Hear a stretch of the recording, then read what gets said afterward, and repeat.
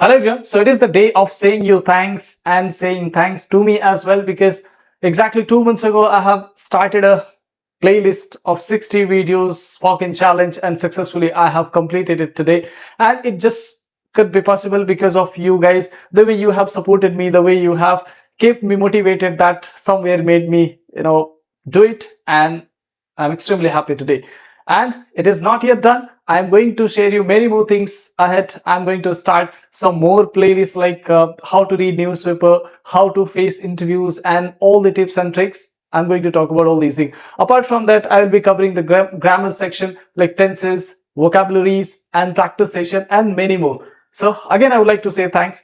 And one thing, I would like to make a request to you all. So as you guys have supported me since the beginning to till now, I would expect the same, and I would keep on giving you more and more every passing day. So today, apart from thanking you all, I'm going to give you some tips and tricks regarding how can you improve your English. So let's begin. So, and before I start, I would like to tell you guys, if you haven't subscribed yet, please subscribe the channel. Let others do it as well. Please share it to others so that you learn and let others also learn. So guys, moving toward the next. So ये था हमारा पहला poster, अंग्रेजी बोलना सीखे, learn with Sameem sir, duration 60 days. तो वाकई काफी खुशी होती है जब आप किसी भी तरीके का कमिटमेंट आप खुद से करते हो और आप उसे सक्सेसफुली कंप्लीट करते हो। अगर आपने शुरुआत से डे 1 से लेकर के आपने आज तक के क्लासेस सारे अटेंड किए हैं, तो आपको भी अपने आप में वाकई प्राउड फील हो रहा होगा कंसिस्टेंसी को मेंटेन करने को लेकर के, और होना भी चाहिए, क्योंकि देखो कहते हैं कि यूं तो मंजिल की तरफ लाखों हजार चलते हैं पर पहुंचते बस एक ही दो है। ये जो पगडंडियां होती हैं रास्ते में, मंजिल के रास्ते में, कई बार लोग इधर उधर भटक जाते हैं। बहुत कम ही लोग होते हैं जो स्मूथली अपने मंजिल तक पहुंच जाते हैं, और आप में से बहुत सारे लोग ऐसा किए। So thank you guys for your support, और आगे भी इसी तरीके से बने रहिए और मुझे सपोर्ट करते रहिए। And I will keep giving you many more things as I have mention earlier. तो आज के बाद हम और भी बहुत सारे प्लेलिस्ट पे काम कर रहे होंगे, जैसे कि मैंने अभी बताया how to read newspaper, English में न्यूज़पेपर कैसे आपको पढ़ना है, उसके टिप्स एंड ट्रिक्स पूरा एकदम कायदे से समझाऊंगा आपको। साथ ही साथ आपको इंटरव्यूज के बारे में बताना है, कैसे आपको इंटरव्यू फेस करना है। Apart from that speaking practice जो 30 डेज का that I am going to start, वो भी शुरू होने ही वाला है बहुत जल्द। 30 दिन का स्पीकिंग मतलब ये चैलेंज रहेगा, you will have practice with me. तो चलिए आज हम बात करते हैं कुछ टिप्स एंड ट्रिक्स के बारे में कि आपको इंग्लिश बेहतर कैसे करना है। 60 डेज आपने अटेंड कर लिया, एंड अब आगे किस तरह की चीजों पे आपको काम करना चाहिए कि आपको बहुत ज्यादा क्लासेस देखने की जरूरत ना पड़े, बल्कि अब आप खुद से सीखो। आपके पास और भी बहुत सारे काम होंगे इंग्लिश को सीखने के अलावा, तो क्यों ना उन चीजों पे भी आप फोकस करें और आप खुद से कुछ कुछ चीजें करें और अपने आप को बेहतर करें। सबसे पहली बात, एक कॉन्सेप्ट आपको क्लियर करना पड़ेगा, एक माइंडसेट जो लोगों में अक्सर इंग्लिश को लेकर के रहता है, दैट इज इंग्लिश। पहली बात तो ये कोई सब्जेक्ट नहीं है, इंग्लिश क्या है, एक लैंग्वेज है। और लैंग्वेज के तरीके से जब आप सीखेंगे तो आपके लिए किसी भी लैंग्वेज को सीखना बहुत आसान हो जाएगा। पहली बात ये भूल जाइए, इंग्लिश कोई सब्जेक्ट है, इंग्लिश सब्जेक्ट नहीं है। इंग्लिश क्या है, एक लैंग्वेज है। अब लैंग्वेज को सीखने की अगर बात करें तो लैंग्वेज को सीखने को लेकर के 2-3 चीजें अगर आप माइंडसेट बना लेते हैं, 2-3 चीजों पर काम अगर करते हैं, तो किसी भी लैंग्वेज को सीखना आपके लिए बहुत ईजी हो जाएगा, like learning ABCD। Got it? तो सबसे पहली चीज, language is equal to skill और आर्ट। लैंग्वेज क्या होता है, एक स्किल होता है, एक आर्ट होता है, एक कला होता है। ठीक है, अब किसी भी स्किल और कला को अगर सीखने की बात करें तो क्या चीज ऐसी करनी चाहिए कि हम बहुत जल्दी सीख जाए। जैसे for example, dancing is a skill, singing is a skill. आप अगर सिंगिंग करना चाहते हैं, अगर आप चाहते हैं कि आपको अच्छे से डांस करना आ जाए, तो आपको there are 2 things that you have to follow. पहली चीज जो मैं शुरुआत से कहते आ रहा हूं, दैट इज रेगुलरिटी, यानी जैसे आप दूसरे लफ्ज में अगर कहना चाहें तो आप कंसिस्टेंसी बोल लीजिए। एंड सेकेंड इज, दूसरी चीज क्या है, वो है प्रैक्टिस। क्या है, प्रैक्टिस। अब ये 2 चीजें मैनेज करिए, बहुत कम से कम समय में आप लैंग्वेज सीख जाएंगे।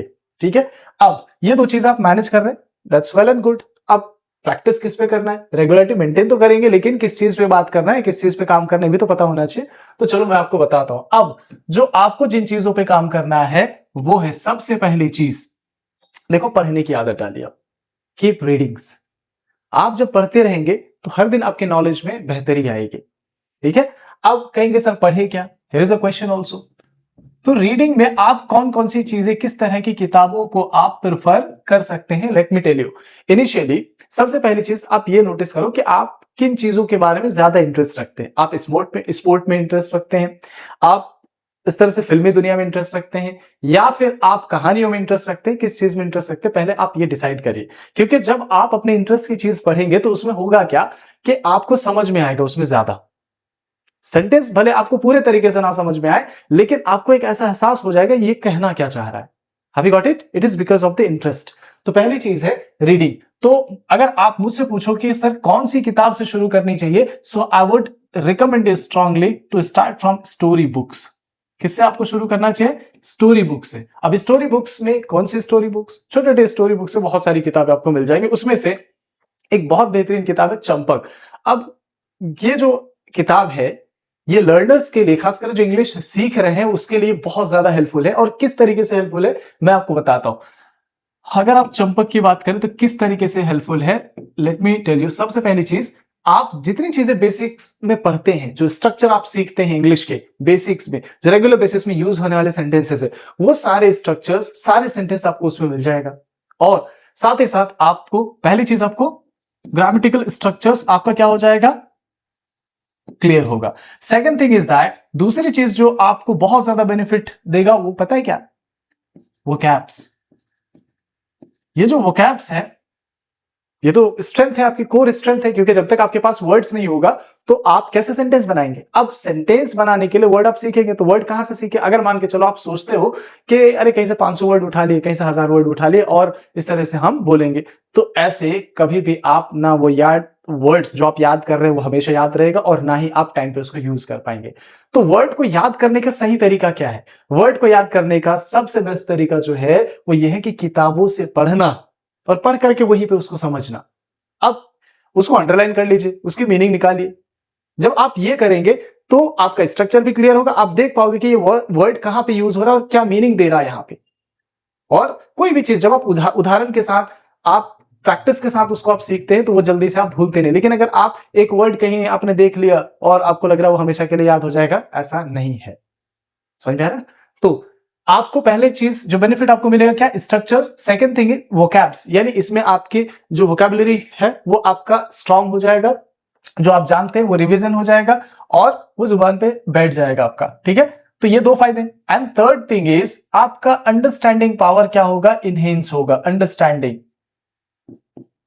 अंडरस्टैंडिंग बोले तो जैसे कि इंग्लिश, जैसे अभी आप कितना परसेंट आप समझ पा रहे?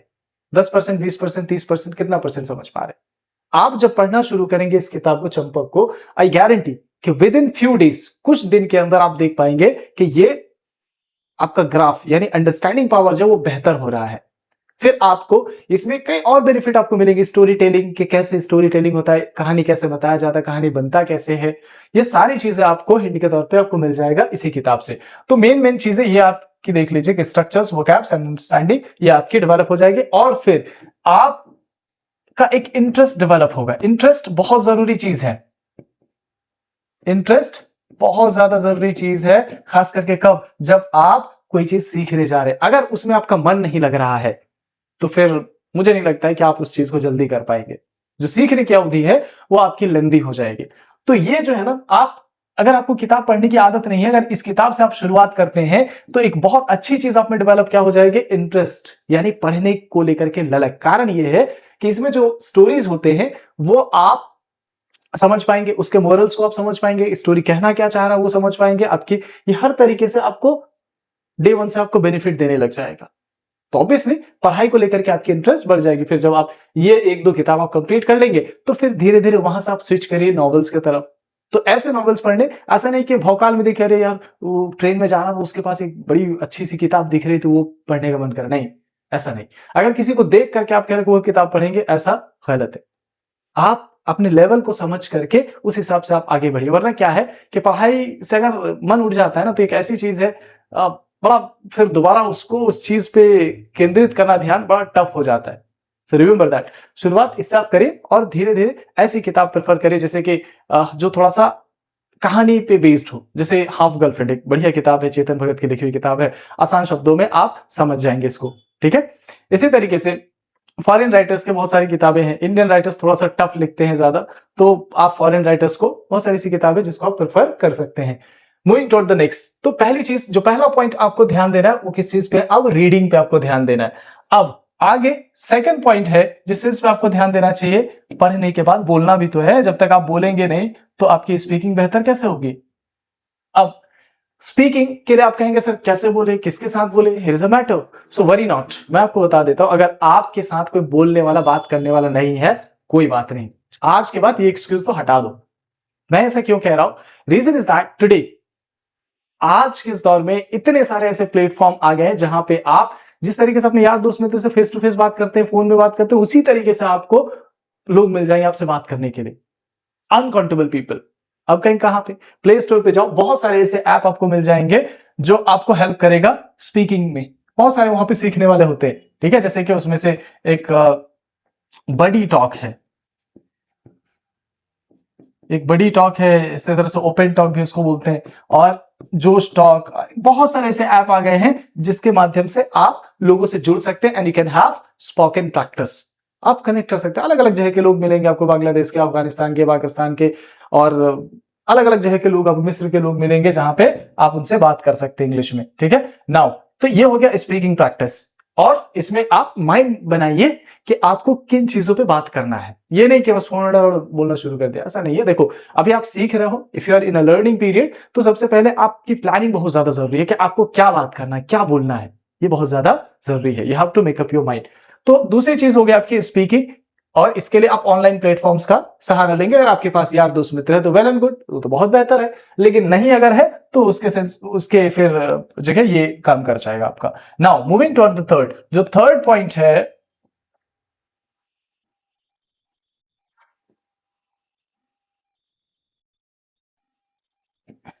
पहली चीज reading and third is speaking, और साथ ही साथ अगला है राइटिंग। अब कहेंगे राइटिंग क्यों करें, इसलिए जब आप बोल रहे होते हैं ना तो आपके पास ज्यादा समय नहीं होता है सोचने का, ज्यादा समय आपके पास नहीं होता है सेंटेंस फ्रेम करने का, क्विकली सारी चीजें करना पड़ता है। तो कभी कभी क्या होता है कि आप जिस तरीके से बोलना चाहते हैं, जैसा बोलना चाहते हैं वैसा बोल नहीं पाते। तो राइटिंग से क्या होता है कि आपके पास बढ़िया आपको समय मिल जाता है जहां पे आप सोच करके अच्छे अच्छे शब्दों का चुनाव कर सकते हैं, और उसके बाद फिर उसको माइंड मेकअप कर सकते हैं एंड यू कैन स्पीक। तो लिखना भी जरूरी है, ये आपकी हैबिट को भी डेवलप करेगा, और साथ ही साथ आपको बेहतर इंग्लिश बोलने में आपको ये हेल्प करेगा। Have you got it?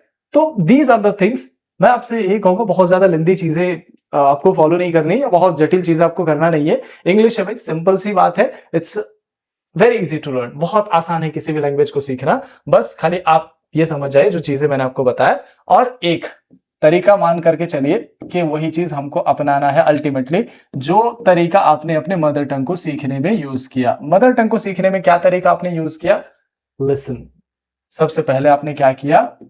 Listening, यानी आप के सामने जो भी बोला जाता था आप उसको ध्यान से सुनते थे और उसका फिर बोलने का प्रयास करते थे। तो अल्टीमेटली मैं आपको ये दो चीजें मैं कहूंगा, सबसे पहली चीज लिसनिंग, एंड दूसरी चीज आपको किस पे फोकस करना है? स्पीकिंग। Listening and speaking. अब लिसनिंग के लिए आप पूछ सकते हैं सर लिसनिंग में हम क्या करें, क्या चीज सुने? तो आजकल देखो बहुत सारे ऐसे पॉडकास्ट वगैरह आ गए, बहुत सारे ऐसे स्पीकर्स, अच्छे अच्छे स्पीकर्स हैं जो लेक्चर दे रहे होते हैं अलग अलग जगह पे, या कोई आपके फेवरेट पॉलिटिकल लीडर है जो इंग्लिश बोल पाते हैं, ठीक है, या फिर कोई एक्टर है, कोई एक्ट्रेस है जिनको आप पसंद करते हैं, उनका एक्सेंट आपको अच्छा लगता है तो आप उन्हें कॉपी कर सकते हैं। तो लिसनिंग में आपको ये चीज करना है, ठीक है। जैसे कि कॉफी विद करण, ये शो चलता था, ठीक है। अब इसमें जो अलग अलग सेलिब्रिटीज वगैरह आते थे, और इसमें जो है इंटरव्यू होता था, and they used to speak in English most of the time, ठीक है। तो आप उसको सुनेंगे तो बोलने का जो स्टाइल है वो आप सीख पाएंगे, और उसके बाद पहले तो आप सुनो उनको ध्यान से, और उसके बाद फिर आप बोलने का प्रयास करो। तो कुल मिलाकर के ये चीजें, अगर आप इतनी चीजें फॉलो करते हो तो देखो बहुत ज्यादा डिपेंडेंसी आपके अंदर नहीं रहेगी। डिपेंडेंसी बोले तो यानी किसी के ऊपर निर्भर करना कि वो बताएगा, वो वहां क्लास करेंगे तो होगा ऐसा वैसा, तो ये सब चीजें अब नहीं रहेगा। Have you got it? तो बस आज के लिए इतना ही काफी। Thank you guys, thanks a lot for giving me such wonderful motivation to keep doing that and see you tomorrow with a new playlist. तो कल हम एक नए playlist के साथ शुरुआत करेंगे and thank you.